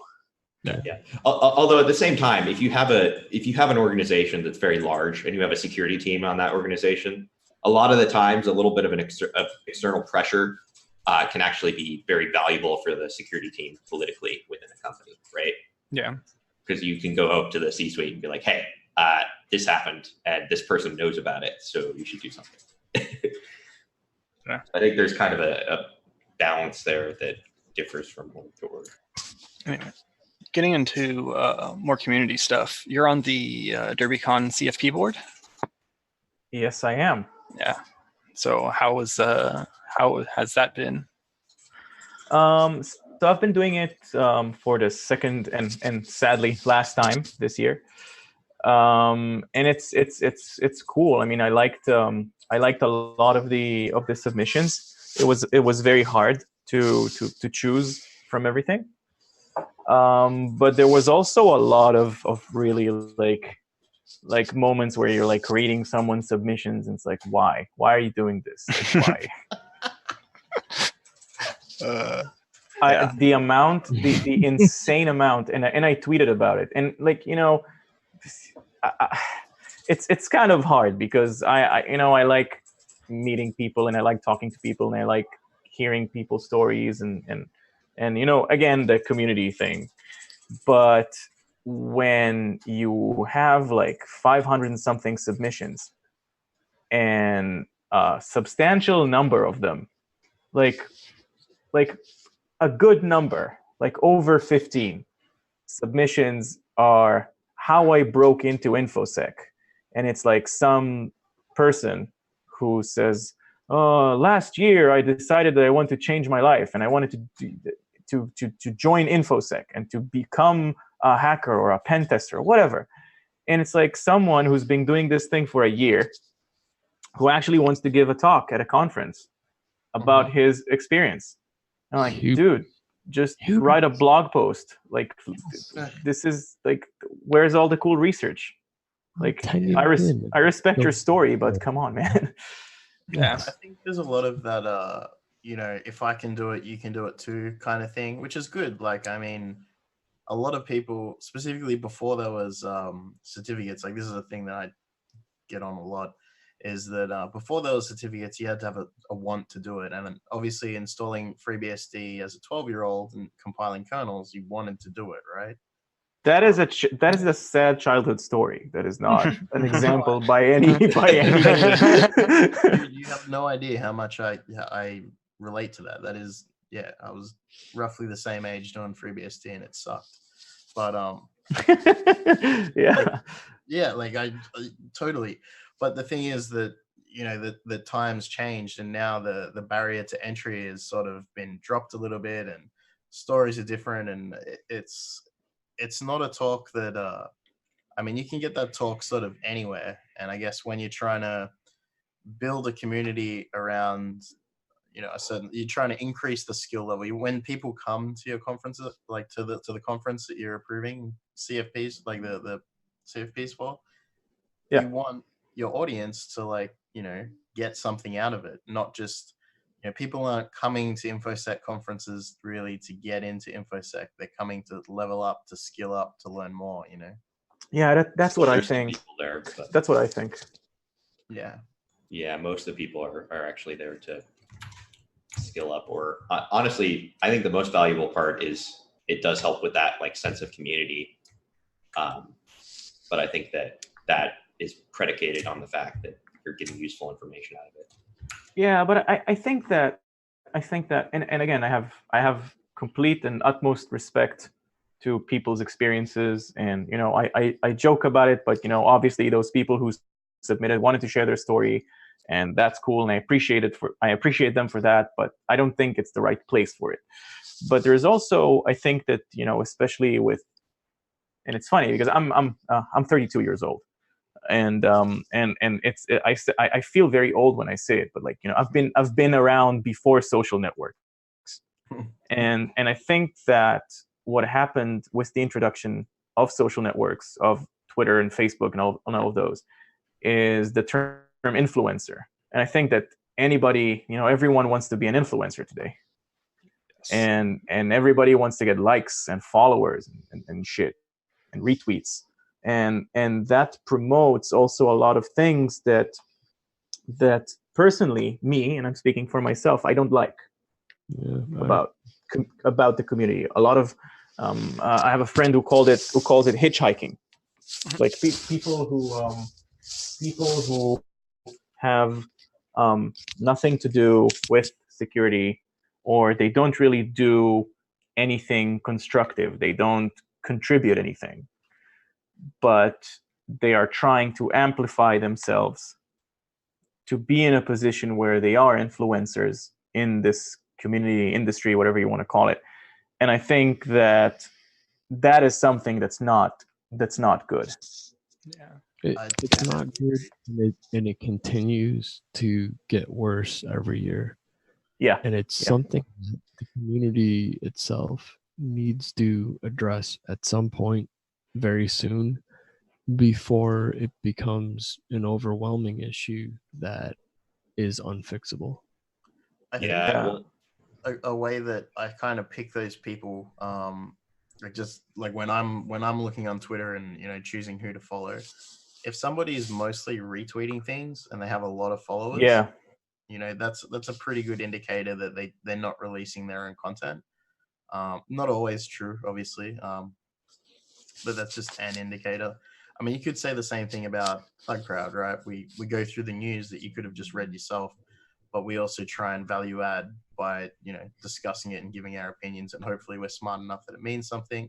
And then we get people like you on to come and give like totally dope, inside, experience and bring that forward. So yeah, I think part of the thing that I find really interesting is the security Twitter space specifically has a very has two sides to it for sure, right? It has a lot of the kind of shit posting that happens usually, but then there's also a more valuable side of it, which is actually for transferring information and talking about cool projects that people do. And I think posters and 10x shit posters. Yeah, I can see how people only see one side of that and think that that's what it is. But no. Yeah. Yeah, it is unfortunate. Yeah, when I look at again, when I go over Twitter, I spend way too much time there. When I go over Twitter and let's say that I see that there's like a new kid on the block, like a new person that you start seeing them a lot on Twitter, I immediately start to look for what have this person done, like what have they published, what have they shared. In many cases, those people actually have GitHub accounts, but those GitHub accounts have nothing on them, or just a bunch of forks, a bunch of forks for other projects which they haven't even added a single line of code to. Hello world. Yeah. And that's that what gets me. Forking Metasploit modules and not actually doing anything. My thing is, like, I always had this problem where with a lot of the first projects I did in security were total crappy versions of reinventing the wheel. But like, at least it's incremental steps towards actually being able to do shit. Yeah. But I'm not even talking about that. I'm talking about someone who's just like forking. Just forks everything and doesn't like evil sockets stuff and just like forks it, and that's it. And like that's his GitHub. I'm like, okay, like wow. And you can just, you don't have to subtweet me on this. You can just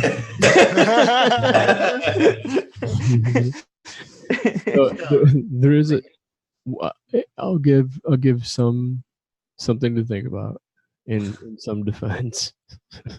There are some people that well, me specifically, I'll go out and fork something as a bookmark of sorts,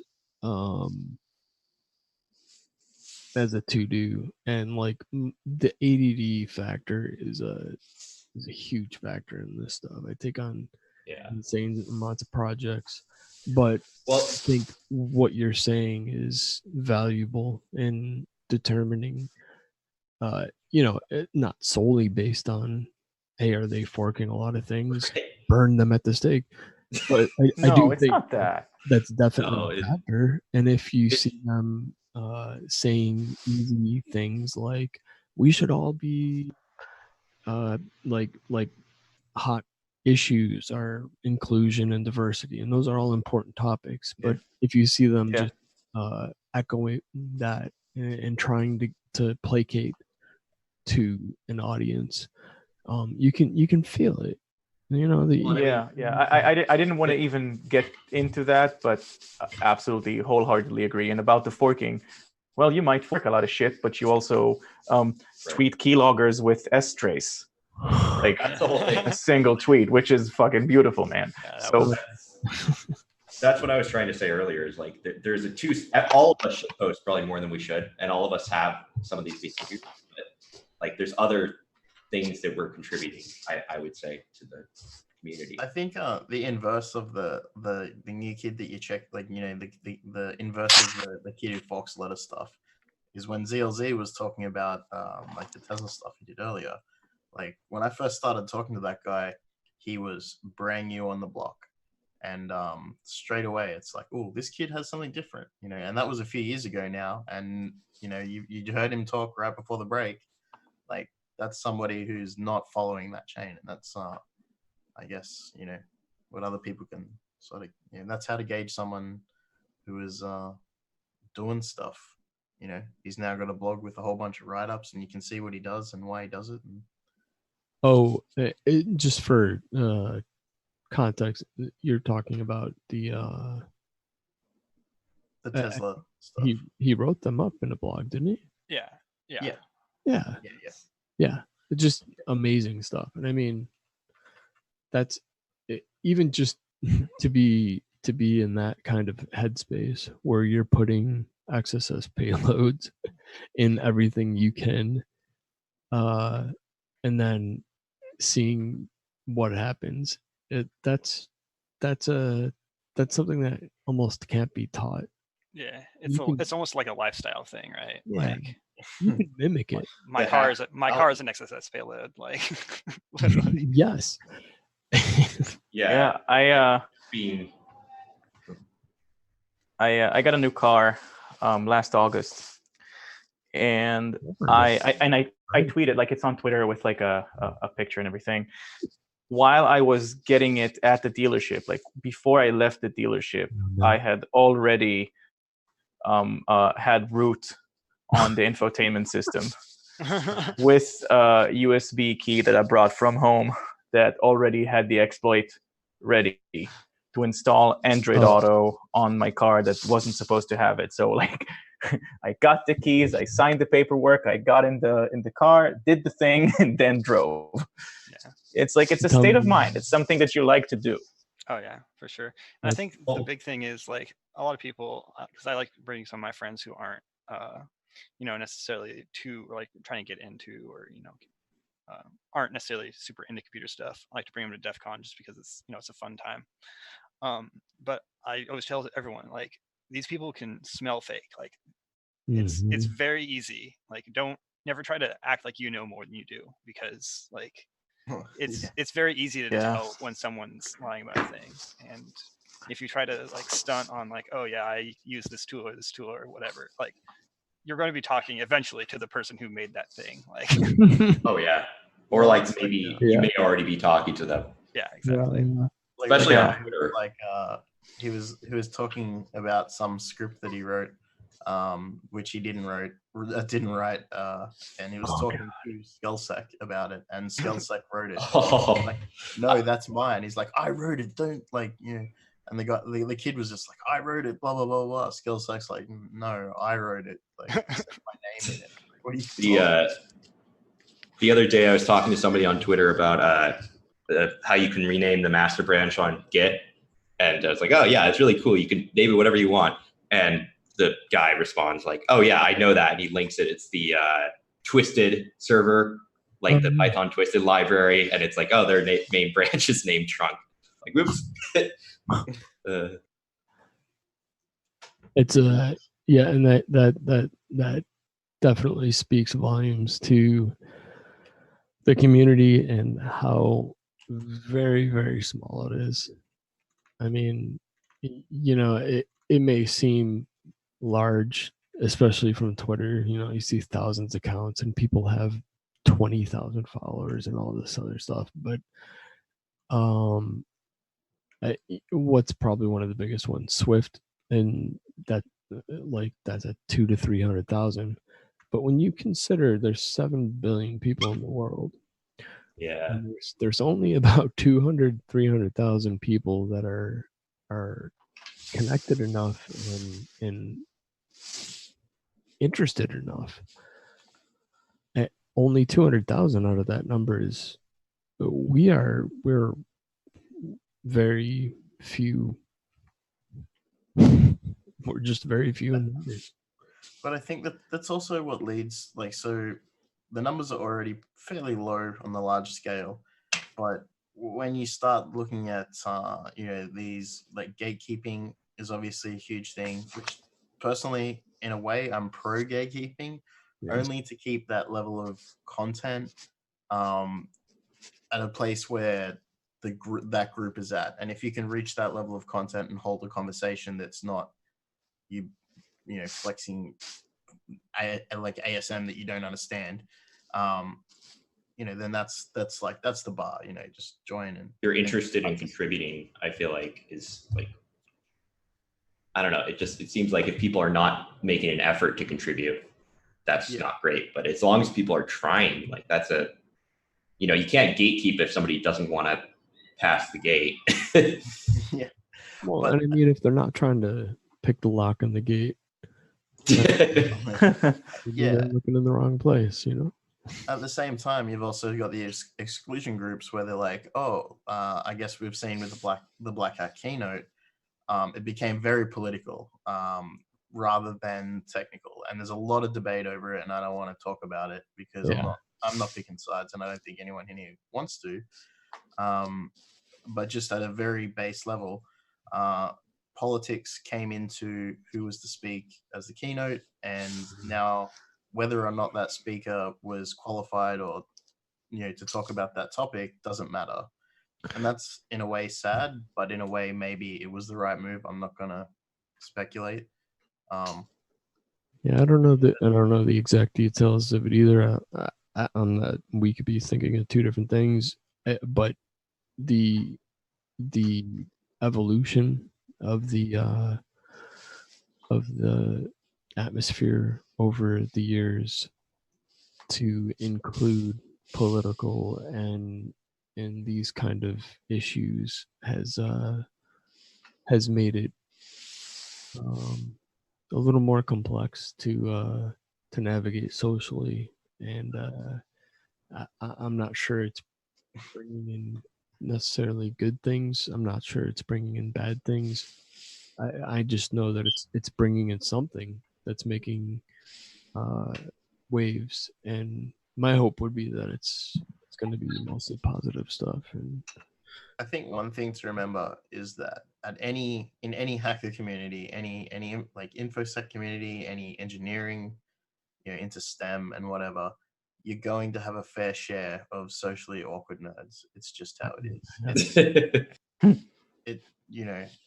That might be stereotyping a little, but from my experience, it's pretty accurate. And maybe I'm one of those nerds. I mean, just to want to stare at a computer for, that long, and to want to break things for that long, like it requires it's definitely not for everyone. And I mean, with some of that focus and some of that, sometimes comes additional issues, obviously. Anyway. Yeah, I agree. I think that, sorry, go ahead. No. Oh no, continue. Go ahead. I think that at the end of the day, when I look at, and it's funny, we've had this very conversation at work today. I'll give just a little bit of background to what I'm going to say. The group that I'm head of security research in Cyber and Nocturnus, as I said, and part of what we're trying to do is we're trying to not only share like blogs about stuff we found, like Operation Soft Cell, but we're also trying to add some extra value to things. So like a few months ago, I wrote a tutorial about how to reverse engineer .NET malware and put it on our blog, because it's just sharing knowledge. You know, Cybereason isn't going to make more money because of my blog post about how to reverse engineer .NET malware. And it's all about sharing knowledge. And we've had a conversation today at work, like how do we want to brand ourselves, the team Nocturnus, and what are we bringing, like what are we bringing to the conversation, to what are we bringing to the, not to the industry but to the community. And I think that at the end of the day, the most important thing is to share knowledge with other people. Yep. Of course, obviously, there's especially when you work for a company, you know, there's a limit to what you can share, because my cat is like driving me nuts. Yeah, I don't know if you can hear him, but he's like meowing. But at the end of the day, you want to share knowledge, and this is what we're trying to do, and this is what I am personally trying to do, because the way that I see it, you know, we're not going to be here forever. And eventually we're going to need other people to do this job, because we're basically sort of like plumbers, but you know, we're dealing with a lot of shit, and someone needs to do this job. And I think that when we're looking at what is a community, and when we're trying to look at the grand picture, which is, you know, if we're looking at review board for a conference, why should I pick this talk over the other talk? Or why should I believe that person on Twitter that came out of nowhere and starts to be an influencer? I think that the way I judge those situations is what am I learning out of it? What are they teaching? What are they contributing? And I think that in a community, you know, we use that term so loosely. We need to share knowledge, and knowledge could be in the form of writing a blog post about something you did, sharing a cool S-trace trick in one tweet, or submitting a talk to a conference where you go into great details about something you've hacked. This is how I measure contribution, and I think that this is the standard that should be. If someone comes out of nowhere and talks about political things or political subjects, or, you know, identity politics, and a lot of those things are very important. Inclusion and diversity, super important, and it's something that this industry, and I think probably almost any industry, needs. But there is a place and a time to talk about it, and I feel that oftentimes, especially on Twitter, the lines are kind of blurry. Like, it doesn't matter if you're talking about political things or about actual research, you are being judged the same. And I don't know if I'm managing to make to get my message across, but I think that this is something that we need to be aware of, because there's lots of people who are trying to be in the community and trying to basically put themselves on a pedestal and educate everyone, but they're actually not really bringing something interesting to the table. It's just talk about nothing. Yeah, you need to add something, add value to the conversation, and not, because if you're not adding value to a conversation, you're detracting from it. Yeah, potentially. I think it's interesting that it's I guess, yeah, we would call it an issue, right? And it's something that we're pretty good at overall. Blue team, red team, whatever team you're on, solving problems, solving puzzles is something that we do, and I think it's a problem that needs attention. It hasn't reached a full pitch quite yet. It doesn't seem like, but it will eventually. And I really do think we need to start thinking about long-term strategies and things that that aren't taking things too far. We don't need to start blacklists of people. We don't need to do over the top crazy things, but we do need to watch out for preserving the integrity and just Quality, I guess. the funness and the quality of this special special sector. Yeah, I mean, we're all here because we like what we do, right? Yep. So Yeah, we've reached the what was it 11:30 mark? Yeah, we don't want to keep anyone too late. Yeah, so like we should probably move on to finishing up, but why don't you tell us tell everyone listening where people can reach you and what you'd like to be reached about, I guess maybe. Yeah. Oh, okay. Is it okay if I'll just address one thing that I wanted to say at the beginning about something about soft cell? Definitely. I'll make it really fast because it's something that's I think that is interesting, and especially after the discussion we've just had.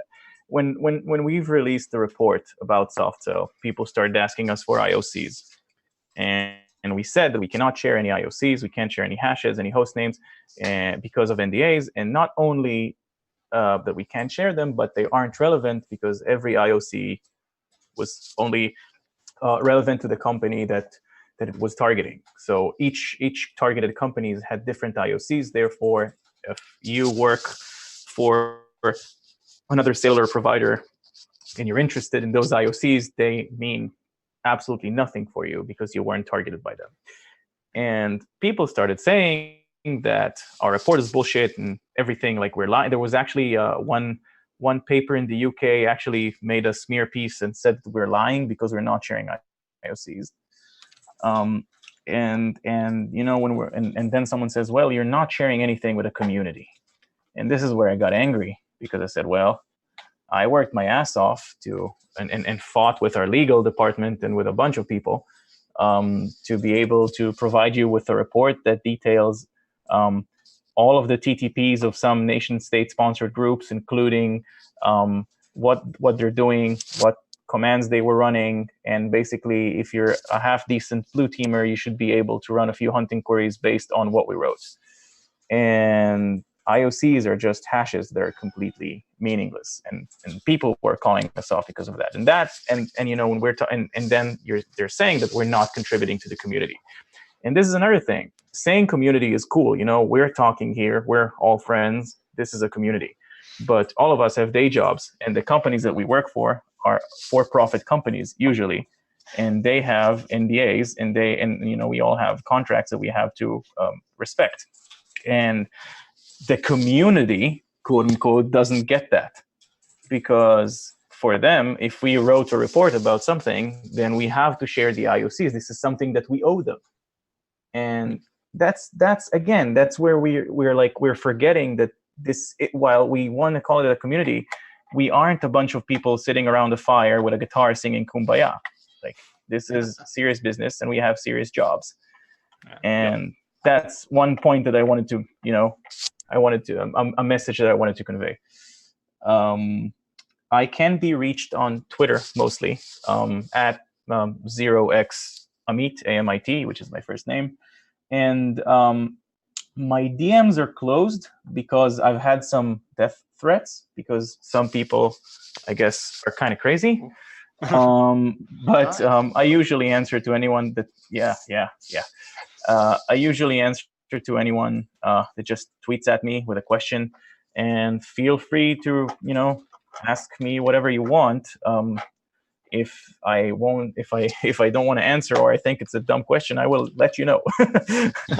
But yeah, but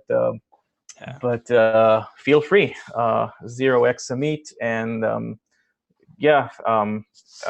this is, I see in the chat, this is indeed the link to our blog, and the best way to reach me is Twitter. I'm fairly responsive, and I don't know, the message, like, hey, like, we're all friends here. Like, this industry has a lot of smart people in it, and something that really smart people lack is social skills sometimes. And not everything is a competition. Like, this industry, community, whatever, it's becoming very, very competitive, and it's becoming very personal. And if someone rubbed someone else the wrong way, then there's a whole bunch of drama around it. So just like stop it, take a step back, and just remember that we like what we do, and we are so passionate about it because we like it. And not anyone can say that about their job. Not every single person on this planet likes their job and likes doing what we're doing for a living. So this is actually where you should stop and count your blessing and say, hey, maybe I should take it easy. Maybe I shouldn't rip someone a new one on Twitter because he said the wrong thing. Yes. I appreciate it. Appreciate that. And yeah, I'd echo that. It's something easy to do. This guy said something silly, and someone's wrong on the internet.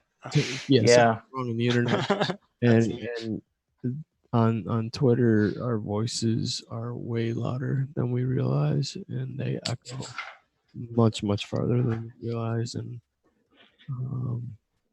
try and be mindful. Be nice to each other if possible. Yeah, just be excellent. Just be excellent. Like, it's excellent.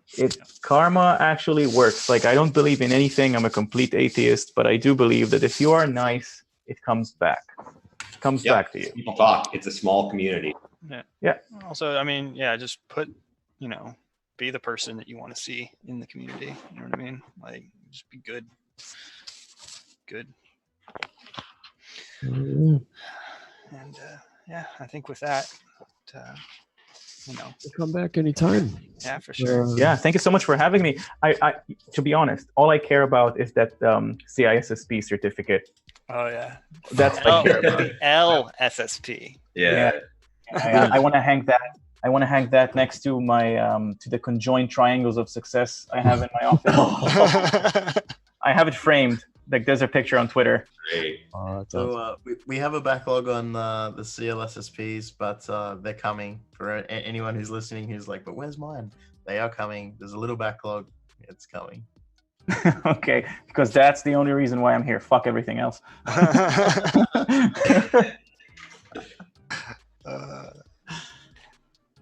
Yeah, thank you so much for having me. This was fun. Yeah.